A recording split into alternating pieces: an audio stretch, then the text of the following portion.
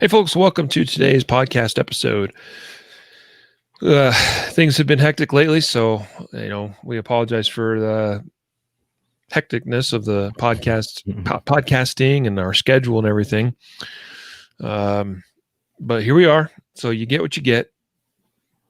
Too bad it's free. You get what you pay for. Stuck with me again.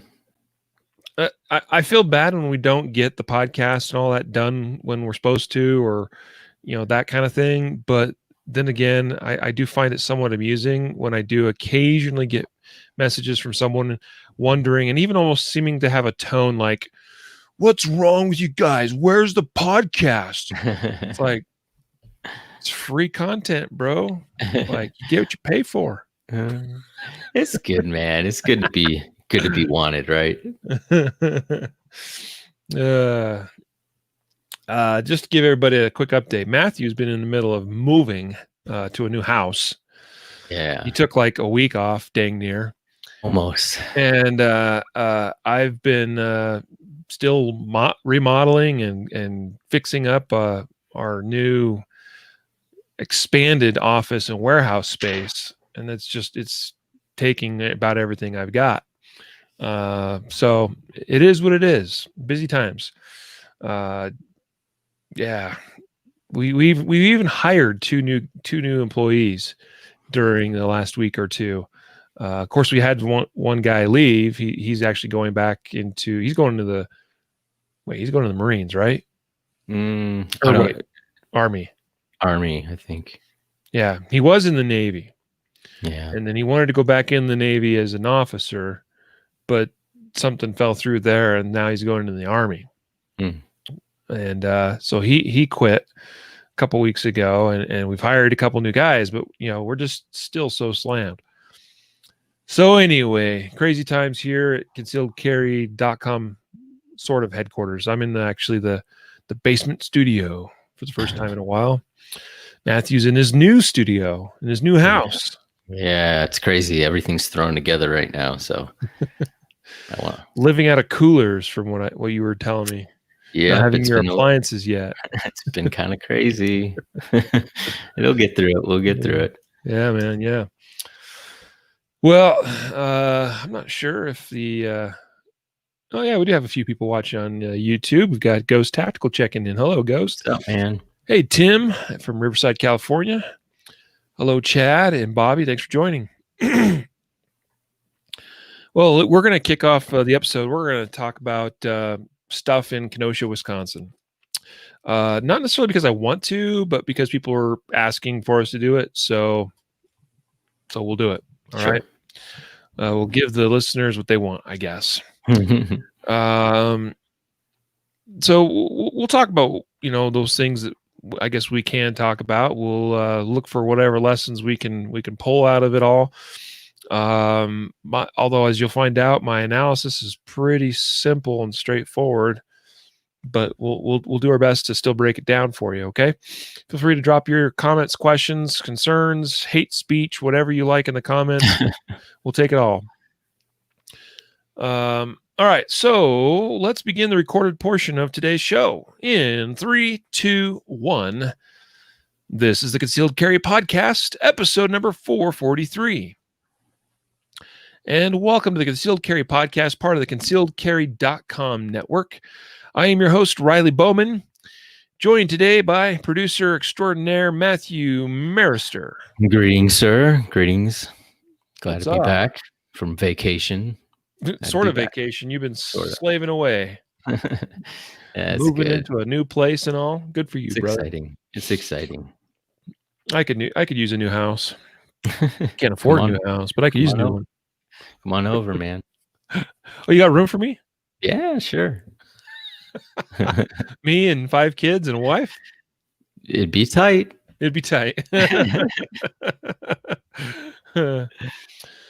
Well, so today we're going to talk about Kenosha, Wisconsin. All right. It's a controversial subject for sure. It's a heated discussion. A lot of stuff going on with this one today, but I got a couple messages actually over the last couple of days, Matthew. Most of them just personal messages to me, people wondering if we were going to talk about it. Well, here we are. We will talk about it. But first, today's episode is sponsored by our concealedcarry.com 2020 dry fire sale. It's the no ammo dry fire sale. People can't get ammo. I'm in the same boat. Okay. So, it's a sucky place to be right now if you are in need of ammunition. A common question that I see online is, anybody got any sources or any leads on ammo? Where can I buy some bulk ammo? Your guess is as good as mine. Yeah, crazy. Yeah. But the one thing we can be doing is dry fire practice. We can do all kinds of dry fire practice. I did a dry fire practice session last night. I did one the night before. I've been doing a lot of dry fire since the start of COVID and quarantine season and all that. But right now is a great time with the cost of ammo and availability of ammo to, if you're not already stepping up your dry fire game, now's a good time to do it. So get after it. Now, what we're doing at concealedcarry.com is making it even easier to get the tools you want or need to up your dry fire practice game. So we have a fantastic sale going this week through Sunday night, midnight is when the sale will close. It's our dry fire sale. Okay. So products, I think from 15 to 25% off. That's pretty good savings on some of these things in particular. That's a great place to get started. I mean, whether you're looking at a SIRT pistol, a cool fire training system, barrel block, Glock E-trainer, Mantis X, dummy ammo, all kinds of stuff, guys. Everything that is dry fire related, it is available and on sale in our dry fire sale. In fact, I mentioned a couple products already, but we have a dry fire kit you can buy, the laser software, Laser X or Laser Original LASR app. We got SIRT pocket pistol, SIRT AR bolt, laser cartridges, other dummy rounds of various types, the dry fire primer book by Annette Evans, good friend of ours, Takos training cards. I mean, guys, anything you can think of that's on the concealedcarry.com site, dry fire related, it is on sale. Sale is live right now. Go to concealedcarry.com/dry fire sale and take advantage of that. Yeah. I'm looking at the cool fire trainer. Yeah. I'm thinking of picking up another one or two. I've had the Glock 19 cool fire trainer for a couple of years now. I got that when that was my daily carry, was a Glock 19, and I wanted to practice with my daily carry. And now when I want to do the cool fire training system, well, I've got to do it with my Glock, which is fine. I still do it periodically, but I'm carrying more these days my P320s and stuff. So yeah, I'd like to get a 320 set up for sure. What are you looking at? Glock? Yeah, Glock 19. Yeah. Well, maybe I'll just send you mine. Do you have a Gen 4? I do. Okay. Well, we'll have to, if I get a 320 one, maybe I'll share the wealth with you. Yeah, I'll split the cost on a new one and then. Oh, okay. All right. I like your thinking. So anyway, guys, check out the dry fire sale this week.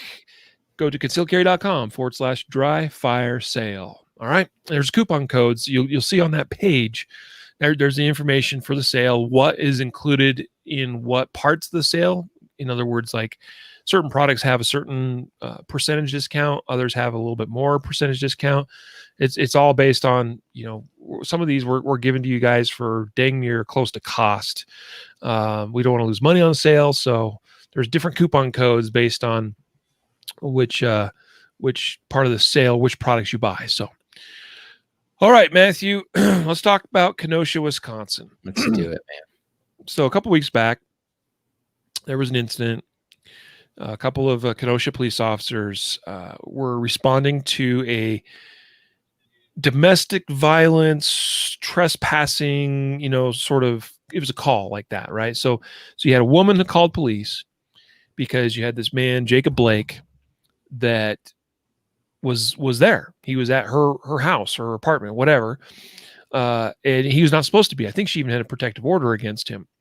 Okay. So standard, SOP, you get a call like that, police are going to show up. And Matthew, I know, anyone that's been a cop before knows that some of your most dangerous calls you can respond to as a cop is something that's domestic violence related. Mm-hmm. Yeah. Because emotions or intentions are high in these kind of situations. You have people that were formerly in a romantic relationship, typically, children often involved, and emotions things can get out of control very fast. And that's where we see a lot of cops being, having been killed in the line of duty, is responding to these type of calls. So, anytime an officer, I hope, okay, the ones that are dialed in, anytime they're responding to a call like this, they're going to be on high alert, because it can go south pretty fast. Right. So, you've seen the video, I imagine, of the two cops trying to arrest Jacob Blake, right? Yeah, I didn't see the first part. I just saw the end where they're kind of trying to keep him from going in the car. But I guess there's other video of them struggling beforehand a little bit. But I haven't seen that. I just heard of that. Yeah. There's not a whole lot to see, I don't think, with the beginning of the video. Like, I've not seen anything that really transpired before they're already engaged with Jacob Blake. Kenosha Police Department, what we know is that they don't use body cams, which is unfortunate. Do you remember the day when it was almost controversial amongst the police officers, like the idea of them wearing or being forced to wear a body camera? Mm-hmm. Now, yeah. I think cops embrace the idea of that body camera because they've seen that probably more often than not, first of all, the good cops don't have anything to worry about because they're not doing anything that would get them in trouble anyway. When that thing's, pre body cam. Are there bad cops out there? Of course, there's bad cops. You know of bad cops. I know of bad cops. Yeah. We hope that those guys get eliminated very quickly.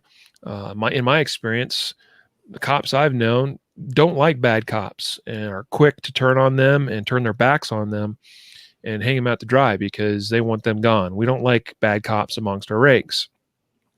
But I think cops were afraid they would be judged for things that would happen when those cameras are rolling. That I guess there was just some I don't know, just some uncomfort. It is uncomforting, thinking or knowing that every movement you make throughout the course of a shift is recorded, right? And so, but now I think, like I said, once cops have seen how really these are a tool to be a third witness, another witness, seeing everything that's going on, and there's certainly situations where as cops you're involved in, and it goes one way, and you got a suspect that says one thing, well, he did this to me, and he said that, and blah blah blah, but you don't have really hardly any other witnesses to that, or nobody heard what was said or saw what was done. Well, you got that body camera on, and it becomes that third witness in some of these cases. So anyway, what we know with Kenosha is they don't wear body cams. Supposedly they're going to get them in like 2021. I wouldn't be surprised if that timeline's being moved up. But because we have a situation where we don't, other than some witness statements, we don't exactly know what leads up to the moment that cops are involved in this altercation with Jacob Blake. So the first video that came out, we just basically see the cops following him around the front of the car as he's going to the driver's side door. And then he goes to the door and tries to open it and get inside there. And then he gets shot. Right. And supposedly witness statements say that Jacob Blake had said that he had a knife or a weapon or something and he was going to get it. I don't know whether that's been substantiated yet or not, but either way, he ignored commands to stop. He ignored commands to show his hands. He started reaching into a vehicle. And we know that after he shot, there is in fact found in the driver's side floorboards a knife. Whether that was already in his hand or not, or it was there and he was going to retrieve it, doesn't really matter. In fact, it's irrelevant, because it all comes down to what these officers had a reasonable belief of, right? That's the standard. And whether a jury of their peers would also look at it and go, yeah, I share that reasonable belief that their perception of what was taking place was that there was a threat to life. And so the one officer fired 7 times into Jacob Blake's back, right? So there's still an investigation that needs to run its course. There's still some things that are unknown, but that's where we are. And that's what spools, or spins off this whole thing, this whole unrest and these riots in the city of Kenosha, Wisconsin. Yeah, it's crazy. So, like you mentioned, I was moving, right? So for the past, week or so, I've kind of been on a social media or news purge, if you would. And so I haven't been dialed in, but I can't, every once in a while I'll check my phone, and it almost seems like every single thing I see is about this Kenosha thing. And it's either one side it's crazy how people come at a situation from all different angles, and they only see their angle or through their lens, right? And it's either, it wasn't justified, or it was justified, or it was justified, but he shouldn't have been there because he was too young, and he was violating, other statutes. And so everybody's looking at it from their own point of view.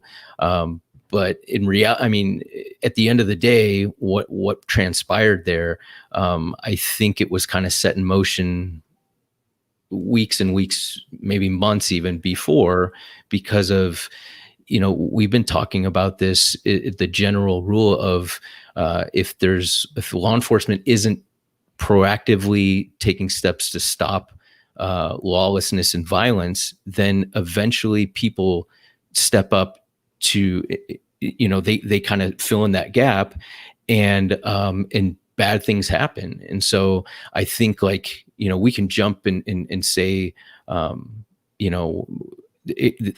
the specifics about this case, but I think overall, my thought when I first saw this was, I hope this doesn't continue. And I had a suspicion that it wouldn't, violence wouldn't stop until something bad happened. Like it spread out where, people counter protests and a counter revolution or whatever becomes violent. And so that's what my concern is. And I hope that this doesn't continue to spiral, because, violence, we can talk about what's illegal and what's not, but violence, it's never clean. You know what I mean? It's never cut and dry. So that's absolutely true. Yeah, we've talked about that before, how situations like these they're messy. Mm-hmm. Violent situations, shootings are messy. It's rare that we have instances when we talk about justified saves in our justified save episodes that are like clear cut black and white. A lot of times things there's always there's always gray area in situations like this. We're going to talk about this in probably our next justified save episode. But there was a situation just yesterday, I think, here in the Denver area, where a man was being carjacked at gunpoint. And he was asked for his keys, and he chucked them to the ground several feet away, which created distraction for the carjacker. And that gave this man the opportunity to draw his gun. He didn't fire his gun. He just drew it. The carjacker turned around, picked up the keys, went, oh, snap, and realized that now the good guy had the drop on him and bad guy took off. Even a situation like that, there's so many different nuances to the situation like that. What if the good guy had just simply handed him the keys and wished him well? Like, okay, there you go. There's my car. Good luck. Right. Well, Okay, maybe the carjacker would have let him go without any injury. Maybe he wouldn't have. So whether you're talking from a legal perspective or just a whatever reality, there's so many unknowns, and there's so much room for grayness in these situations in terms of the decision making that we need to make. And that, by the way, that's why, for the most part, justified deadly force law in this country is written in such a manner that there is no black and white answer. How many times does it say that the actor, the person, right, that is in question, how many times does it say that it's based on a reasonable belief that there was an imminent threat to life or grave bodily injury, right? Mm-hmm. That just the basis of there being reasonable belief implies that there is no cut and dry black and white answer. And so the same is true and applies in this Jacob Blake shooting, right? Now, so the point of today's episode is not to even focus on Jacob Blake's shooting. It's not even to make a judgment on what exactly happened there and whether it was right or wrong or whatever. I kind of touched on that already. It's really irrelevant.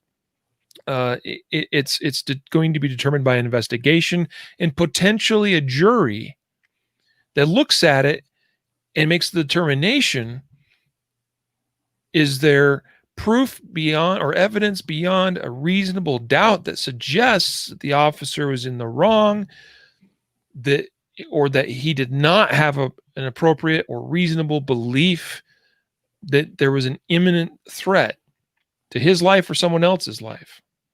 Right? That's the determining factor. That's what will be looked at. That's what will be ruled upon. But what we have is a society and a media that is so quick to rush to judge and kicks off, all of this division and hatred and rioting and protesting. Mm-hmm. So, all right, Jacob Blake shooting leads to these protests initially, I'm sure, as everything starts out with a supposed good intent. Well, we're going to protest this. We feel like there was an injustice done.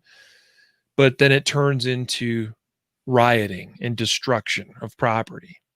Plenty of video and photographic evidence of the destruction taking place in Kenosha, Wisconsin in the days following the Jacob Blake shooting.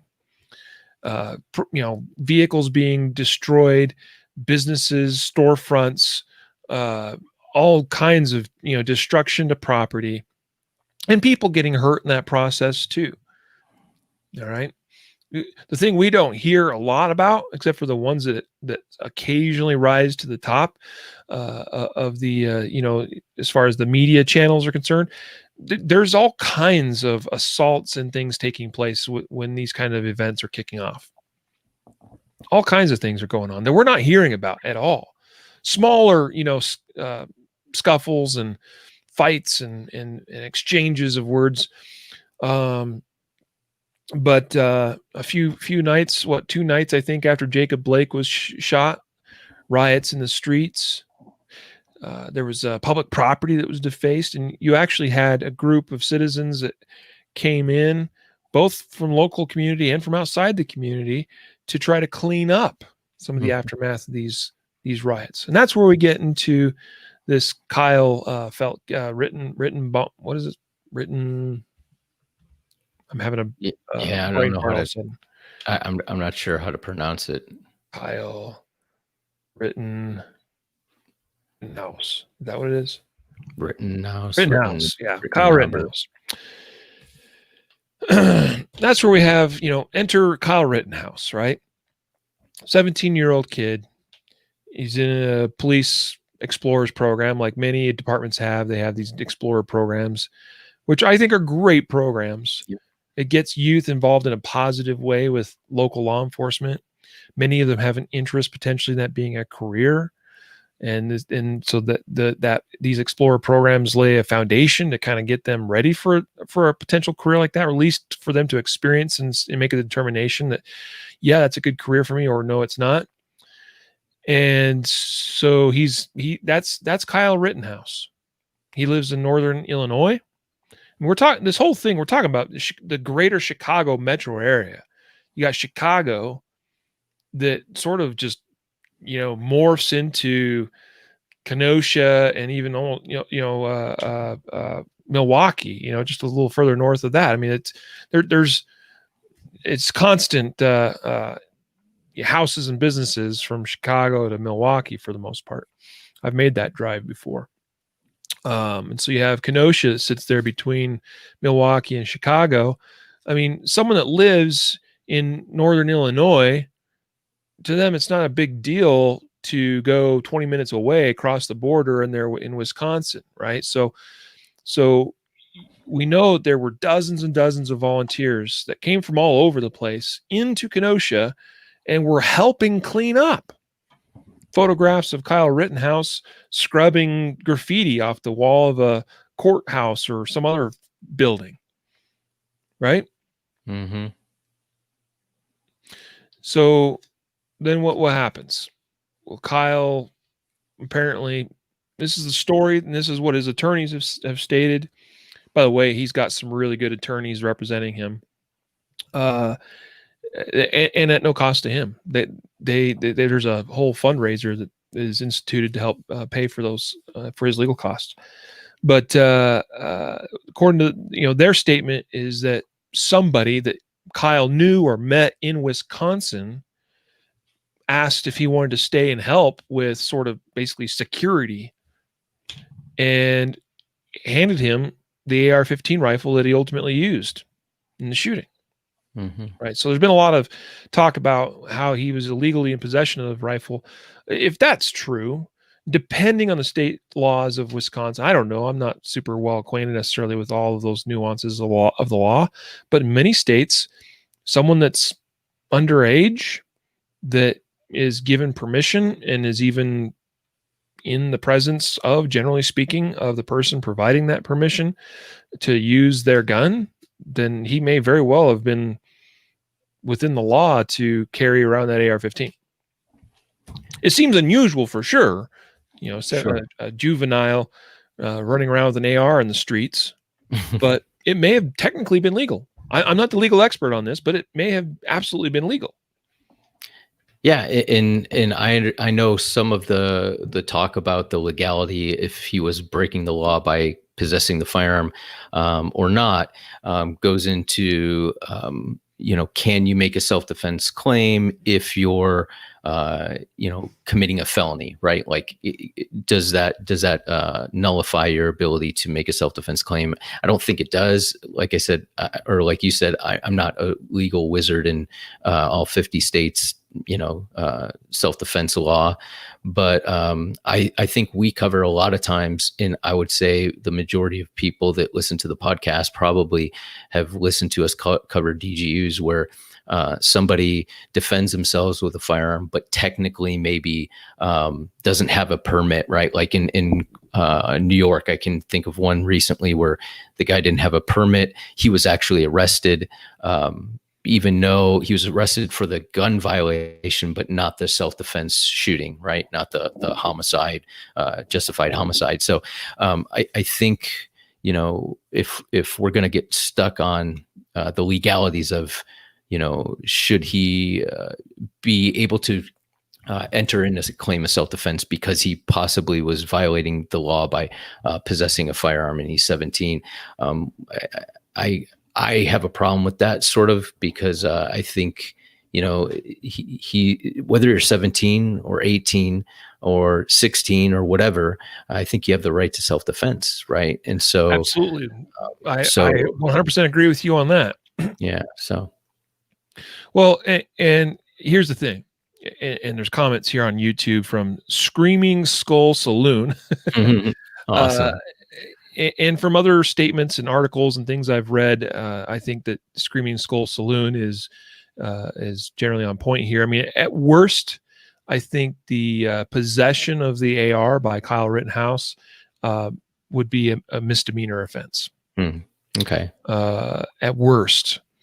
And so, assuming again that the story as it has come from his attorney's office is the correct story. Now, there could be federal things or something. I don't know if Kyle did in fact bring that across state lines, but that's beside the point. All right. So now let's look, because to your point, let's look now at the use of force in the incident, right? Now, what we don't know is some of the incidents or the circumstances leading up immediately to the first shooting. This is the one where the guy got shot. We got shot a couple times, but ultimately it seemed like the fatal wound may have been to his head. Mhm. The guy in the red shirt who was caught earlier on camera, cell phone video, screaming at the. You basically had these two groups. You had the Black Lives Matter, Antifa, who knows what, that's, protesting / rioting, really rioting that night, right? And then you had a group of a militia, essentially, right? Private citizens that were armed, some of them wearing body armor, most of them carrying ARs or similar, or at least pistols. Uh, and, so you had those two groups actually face off at one point earlier in the evening, and they're basically screaming. Well, mostly the rioters screaming at them. There's a little bit of back and forth for sure. But, again, keep in mind that the perspective of whether you agree with the militias or the militia movement, in general, or not, these are private citizens that more than likely are not breaking any laws. Now, I do think there was a curfew out that night. Everyone was supposed to be indoors by like 8:00, unless they're on official business, but is clearly not being enforced, right? And so I would say if you're going to let the rioters run rampant and not bother to enforce the curfew or arrest or charge anybody, then you shouldn't be, given militia members or members protecting the community, shouldn't be giving them any grief either. So, they face off apparently near a gas station. These guys, their viewpoint is that they're protecting, defending their community, right? Because government has failed. That's the big thing here. And we're going to get a little bit political, but we've seen this in a number of these cities, Matthew. Portland, Seattle, Chicago, or Kenosha, Atlanta. Remember when like all the cops basically walked off the job for a night? And I'm not saying, by the way, that I'm blaming those cops for their failure. They had very good reason for rebelling against the leaders of their city.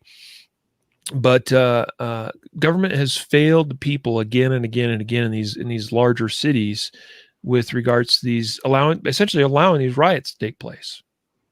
Yeah, and the crazy thing is I keep seeing that many of these rioters aren't even they're not even residents of that city. So I think the problem is, and I kind of mentioned it earlier, was that like when there's a void of leadership, or people sense that, right? And when groups are trying to assert their will on people, they take that vacuum and they fill it.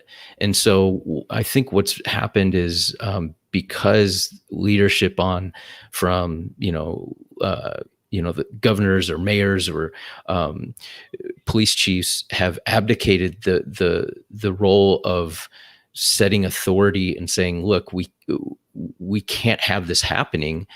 Instead, they've really let it kind of get out of hand. And now it's so bad that people are saying, just like in the riots, LA riots, right? Like people were defending their property, they're defending their livelihood, their business, Yep. and their, in many cases, their homes in themselves. So what I don't know what government officials expect from the people.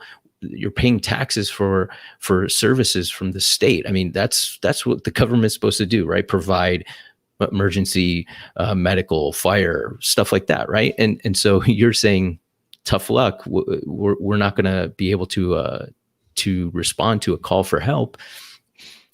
Yeah. I mean, and then you're mad at people for wanting to protect themselves. So I think it's just that it's a lack of leadership in many ways. Yeah, there really is. There's a massive failure in leadership in a lot of these cities, especially. So again, to not, we always try to stay away from political stuff on the podcast, but I think that's worth noting because I think it's relevant in the answering the question of why there is people out there on the streets armed to the teeth, Mhm. in a place that they probably shouldn't be. Now, I mean, because honestly, if I was analyzing this whole Kyle Rittenhouse shooting, the first, and I know, I've seen the very same comment made by many, many, many other people. The first thing you'd say, analysis wise, is why was he there in the first place? Why? Right. What are you doing there?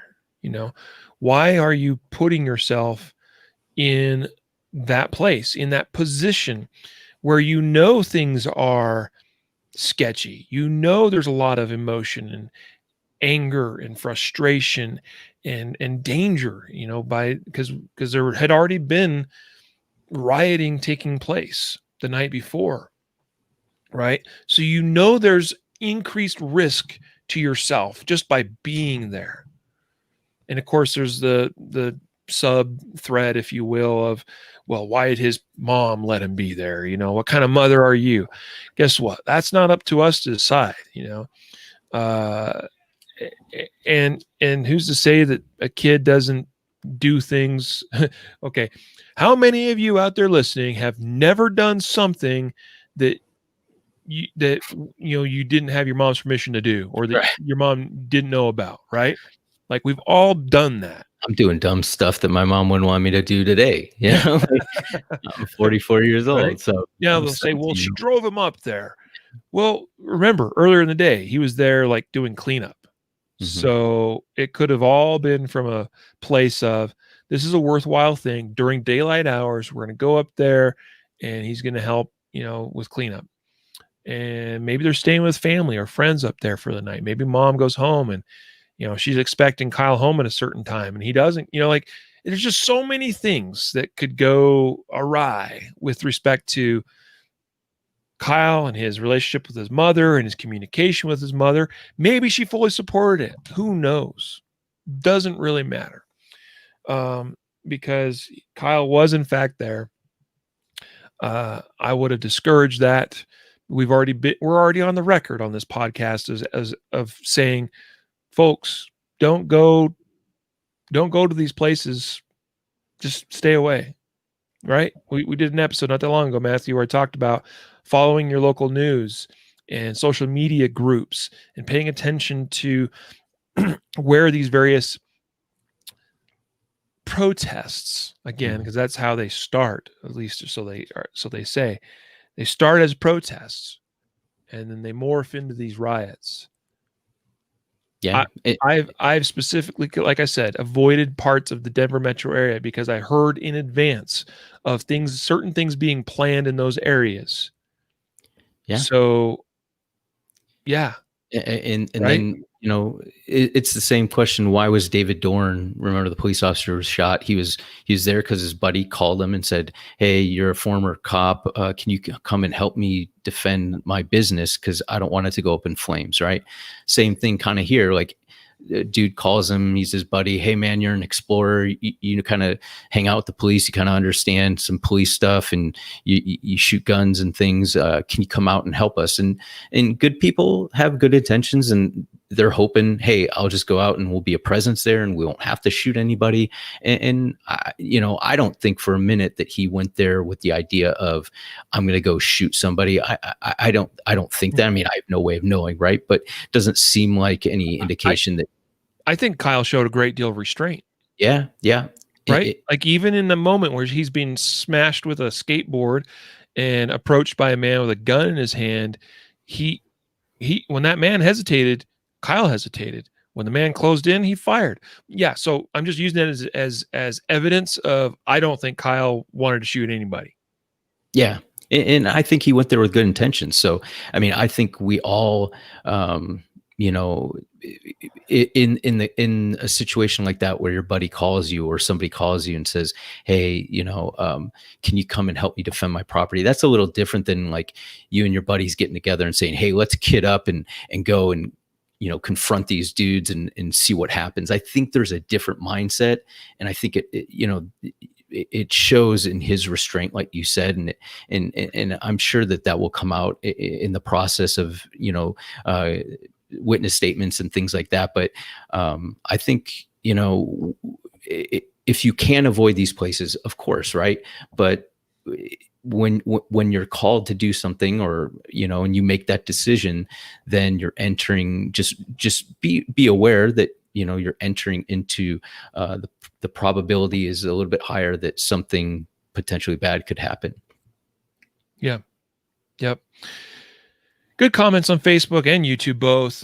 Brian here asks, if we didn't have people willing to confront evil at the risk of danger, what kind of country do you think this would be?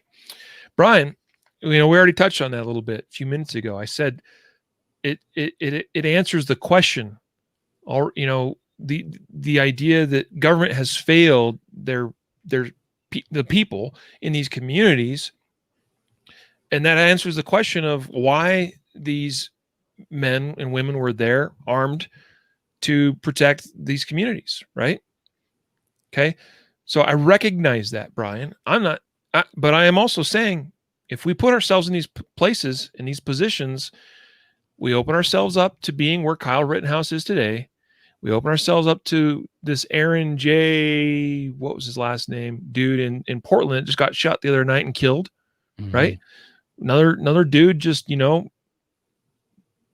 basically trying to be there and be a voice and a protection for his community, and gets shot by apparently an Antifa member, right? So you're welcome to do these things, but understand the risk that you take. And it better be worth it too. It better be worth it. In most situations, people that just decide, let's go downtown and let's see what good we can do after hours in the dark. Most of the time, it's probably not going to make much difference. Right? I mean, I guess you could say you feel better about yourself. Well, I was there, and I feel better that I didn't just let them run rampant. I don't know. Good on you. I'll stand and I'll take action if it gets to that point. But for me, it's not to that point yet. Right? And it's one thing to protect and defend your community. Because I'll tell you what, if there's people marching down my streets and causing and wreaking havoc, we'd be having a different conversation. But downtown Denver's not my community. I don't live there. All right. It's up to, I think, each of us to protect and defend our own communities when government fails us. All right. Maybe that's a bit of a selfish statement, I suppose. Right. Now, if I'm looking at a situation, I go, that problem there in Denver is going to make its way 8 miles to where I live. Then we have a conversation about stopping it before it gets to me. But it's not to that point. So there's no need for me to be in downtown Denver. Have we had our own riots here? Yep. The same time frame all this was happening in Kenosha. There was same sort of stuff. Fires being started, windows broken in downtown Denver. Why do I need to be there? Okay. Sorry, that's not my problem. And I have a commitment to my wife and 5 kids to make sure that I'm here to protect and defend them. All right. Again, when we start seeing a widespread enough problem, all right, different conversation. But we're talking about pretty localized events. And we have protesters and rioters coming in from all over the place. And then we had some, I don't know how else to describe them, militia members coming in from all over the place as well. All right. I'm not saying it's illegal to do so. I'm not saying they don't have the right to do so. But we are talking about that you end up where Kyle is when you choose to participate in an event like that, because you don't know how it's going to go down. You can't guarantee you're going to come home safely.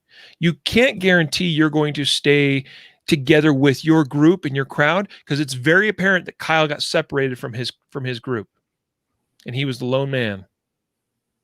He was surrounded by violent thugs that wanted to do him harm.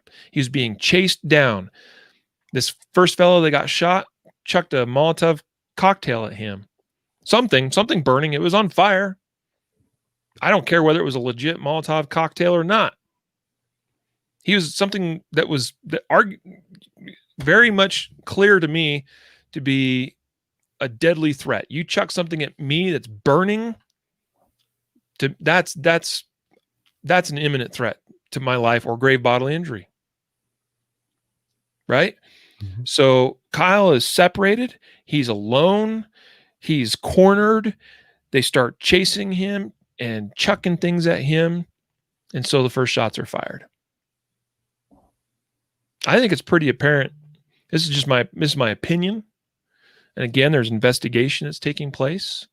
And there's a lot of work that has to be done to figure out what happened here and who was in the right and who was in the wrong. But to me, sure looks like self-defense to me.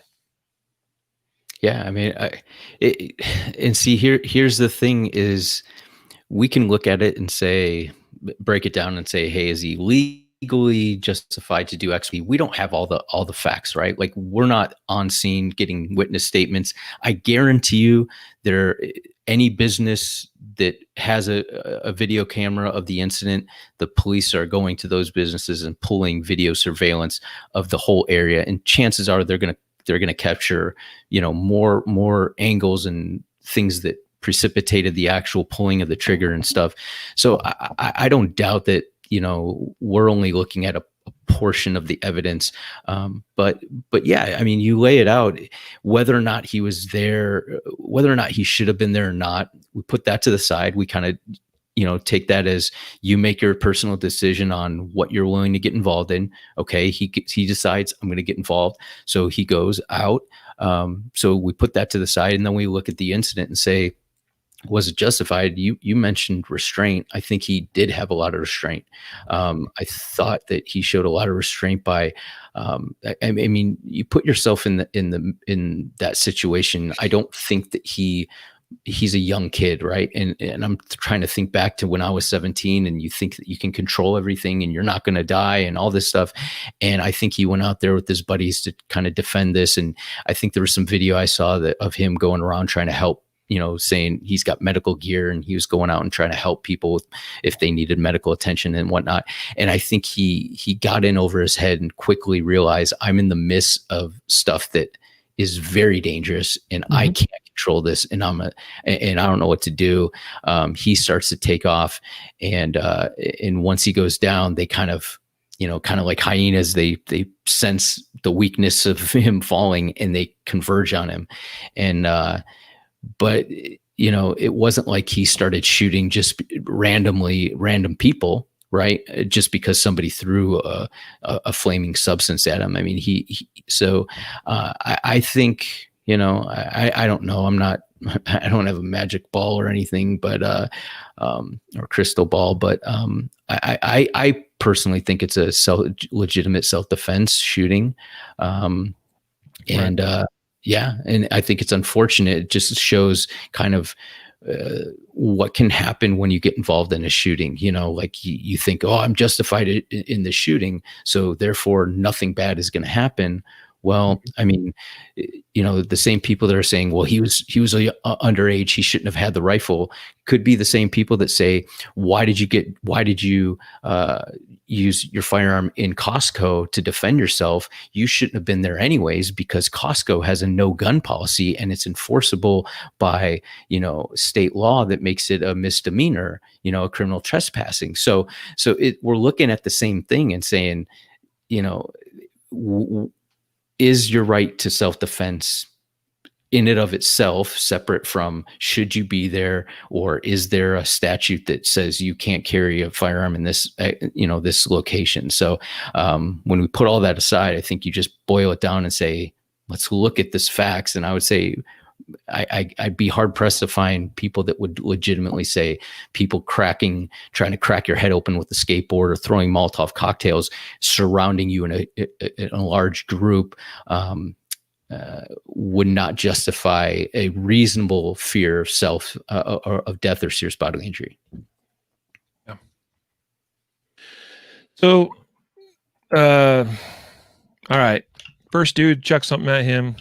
He shoots him. Here's when we talk about restraint and the attitude of a self-defender as opposed to someone that was looking for violence or looking to instigate something. After Kyle shot the first dude, he stayed. You see initially he came around and looked like, I mean, number one, he started getting on the phone. All right. Now we don't know for sure who he was calling. 911, a friend, his mom. But he stayed there and he had a med kit with him. So I even kind of, for a minute there, kind of looked like he was like a little unsure. Okay, I just shot this dude. He's hurt. He's down on the ground. Like, looked like there was a little, should I do something? Should I step in and help? Should I check on him? Should I call this in? Right? He's hanging around initially, and then people start closing in and start saying, get him, chase him down. So then he takes off, which I think is probably wise of him to do. Right? Second dude that gets shot, smacked him in the head with a skateboard. That's a deadly weapon. Third dude had a gun.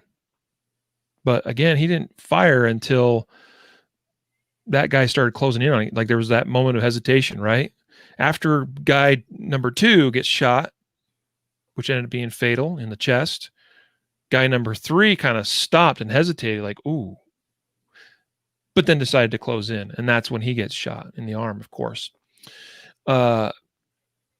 What I saw in viewing the videos a number of times is that he only shot those that directly attacked him. The guy that actually threw the Molotov cocktail or whatever is the one that got shot. The guy that actually struck him with a skateboard is the one that got shot. The guy that approached him with a gun in hand is the one that got shot. Nobody else. He didn't spray and pray. He didn't take anyone else that was closing in on him as an immediate direct threat. He didn't just shoot blindly at a crowd. His gunfire was incredibly restrained and even accurate. Not the sign of a cold-blooded killer, or like I said, or somebody that was looking for an excuse to kill and murder.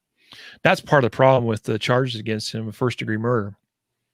I think, because there's to me, his actions and his hesitation and restraint shows a lack of premeditation, only firing when he felt there was no other choice but to. Yes, all 3 of these gentlemen, it appeared, and I believe, were trying to disarm him, trying to take his AR from him. That could have ended very badly for him, right? At the very least, would have ended up with a gun in the hands of a bad person.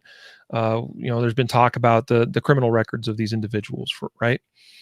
So, including the dude possessing the handgun, the Glock, having he's a felon, right? So, there's character assassination taking place here with regards to Kyle.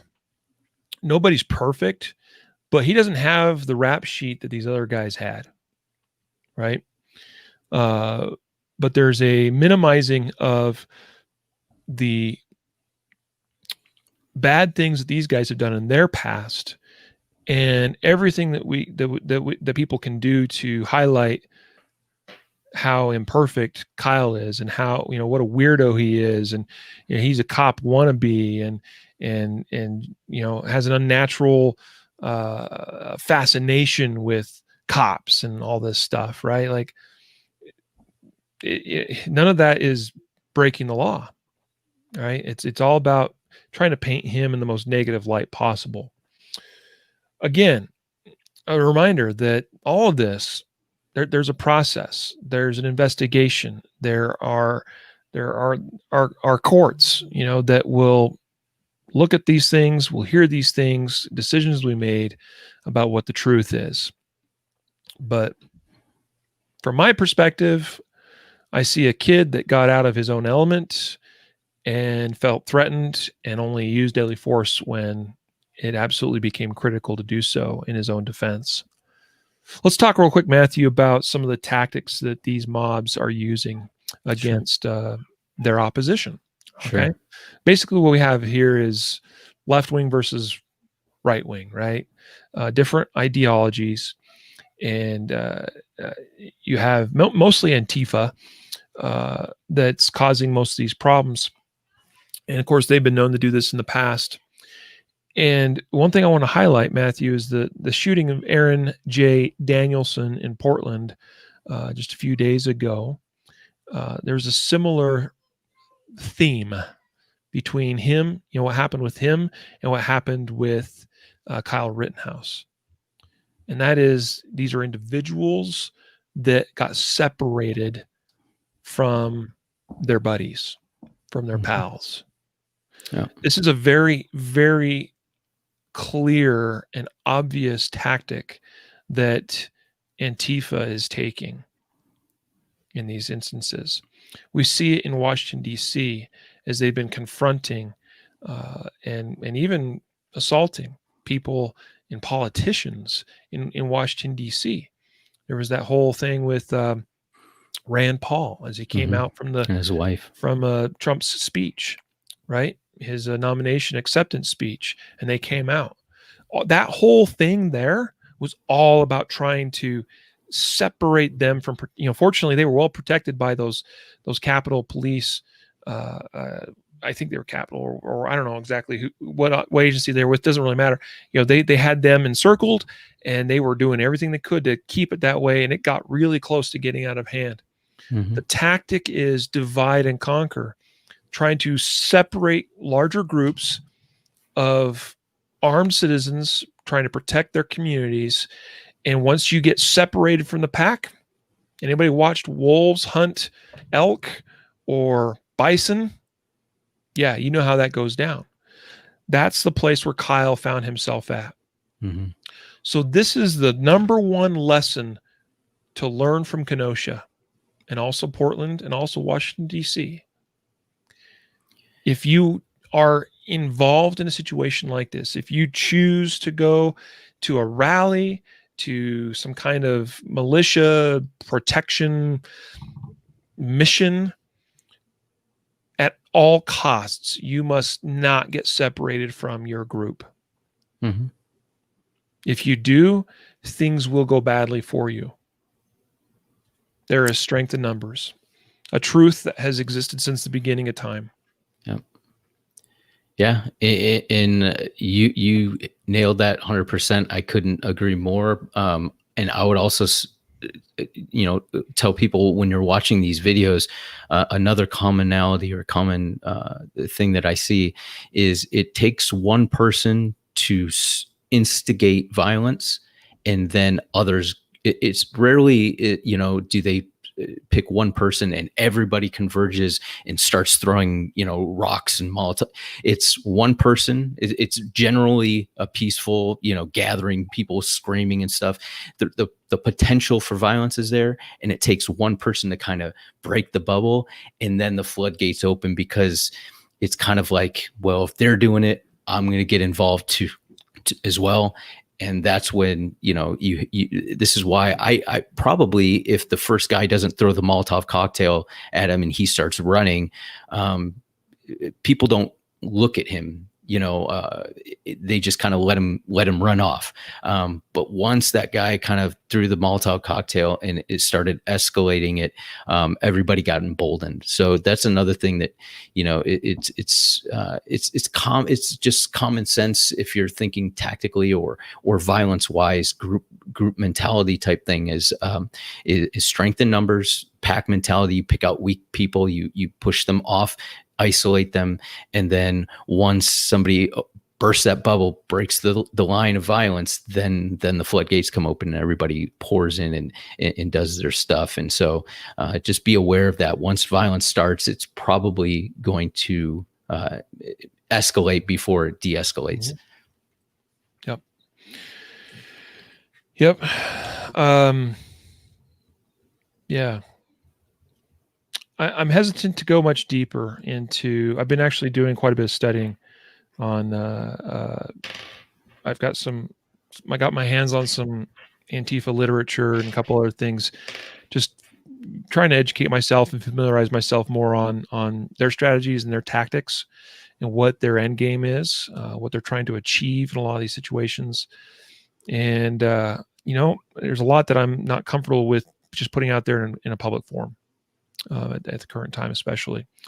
But so I stand by what I said, and I'll summarize too by saying, I know that, like, there's a comment here from, I know his name's Sterling, so Sterling, I'm calling you out, saying that, well, we could watch Mr. Guns and Gear and all these other channels that have done all these analysis, and then they've got all these other details that fill in the blanks and stuff. We've been saying allegedly this and supposedly that and blah blah blah. I think it's probably been, it should have been pretty clear from the beginning that a lot of that detail stuff I actually don't care that much about. I honestly don't care enough to follow some of those other channels and these analysis videos that have been done so closely to know all of these details. First of all, most of it I think is irrelevant to the conversation at hand. Because you either believe Kyle was in the right or in the wrong. Okay, so there's nothing more that Mr. Guns and Gear could say or point out or have detail wise that would change my opinion. To me, it seems pretty clear that this is a self-defense case. Second of all, it's not up to us to make a determination of who was right or wrong, or whether so and so is right or justified or not justified or going to be convicted or not. That's not up to us to decide. I state what I observe. I acknowledge, what I see, and again, my position is looks like self-defense. The bigger thing, though, regardless of Kyle Rittenhouse, he's just the example for us to use to point at ourselves and say, what can I learn from this? What can I take from this? That's always my end game with videos, with podcast episodes like this, with analysis like this, is I don't care so much about all the nitty-gritty details. I care about what I or you get from this and what we learn from it. What makes us better? What makes us more prepared for our own story that could take place, that plays out in a similar way, or that and that's where I ended up in this episode here today. Mm-hmm. Don't get separated from your herd. Don't get separated from your crowd, from your people. Stay, if you're going to do this, if you're going to protect your communities, if you're going to go march, whatever it is, by golly, you better stay together, because they are doing everything they can to split us up and then take us down. I've seen other videos in the last few days too. Another one where Antifa's following 3 men as they're just simply trying to get away from the situation, and they're being pushed down, stuff thrown at them, they're being whacked with a bat, people yelling and screaming obscenities at them, and you can just tell they just want to get the heck out of there, right? 3 dudes. I don't know if they were part of a bigger crowd or group, but even in that, it could have gone sideways really fast, particularly if they got separated even further into individuals. So my vote right now, for me personally, is I see this and I say, I got a wife and kids I got to take care of. I'm staying home. It's not to the level yet where I'm going to kid up and go out into the streets. All right. Mm-hmm. Could it get to that point? Perhaps. Right. Otherwise, the rest of you, be careful, be safe out there, stick together, make the best call you can, but be willing and ready to accept the consequences as they come out. Well, we know based on what we're seeing from all these various incidents with the various, particularly in these metropolitan areas, we usually don't have very favorable DAs, district attorneys, and prosecutors, right? So how are they going to paint your situation? They're always, no matter what you do, no matter how just you are in your actions, they will do everything they can to make you look like the bad guy. So be ready for that, and be ready for that fight. That's all I got. I'm out. I agree, man. I agree. It's all about trying to get better, trying to look at things a little bit differently, not breaking it down legally. You know, everybody online has a legal degree. It seems they all have all the evidence already procured on their computer, and they're watching it and they know everything. But you know, we know what we know. There's some things we don't know. Some things will come out. But what can we get from it to be better, to be safer, and to help one another? And I think, you know, that's the goal. And I think if we look at things that way and let the facts come out as they come out, and we can better assess them once we have a clear picture. Yep. Awesome. Thanks for doing this episode with me today, Matthew. Yeah, thanks, man. As is not a surprise, you know, it's pulled out a few comments from people that disagree with us, and that's fine. Yeah, that's cool. Couldn't care less. Go do your own podcast. This is our viewpoint and our story, and we're sticking to it. Today's episode, again, sponsored and brought to you by the No Ammo Dry Fire Sale, found at concealedcarry.com/dry fire sale. Go get yourself some dry fire stuff. I was using the Mantis X last night. I actually haven't been using that as much lately, and I thought, you know, it's about time I put some time in on the Mantis X. I recently started playing with the X10 for the first time. Well, not really first time, but really, I didn't have one in my hands personally until just recently, and was trying out the X10 and the draw analysis. Pretty interesting stuff. It was kind of fascinating to look how it tracks all the different, you know, the moment that my hand makes contact with the gun, the moment that the gun comes out of the holster, how long that takes, the moment that it transitions to a horizontal position, and how long it takes for me to get from there to an extension and the trigger being pressed. Really fascinating stuff that the Mantis X10 can do. And of course, it's part of our dry fire sale this week. Big savings off Mantis X and other products. Again, concealedcarry.com/dry fire sale. Well, we're going to let you all go and sign on out of here. A reminder to train right, train often, and train safe so you can fight hard, fight fast, and fight true. Take care, y'all. We'll see you. All right. Thanks to all of you on Facebook and YouTube. Appreciate you being part of this episode today. To those of you that didn't care for it, that's fine. We'll see you next time anyway.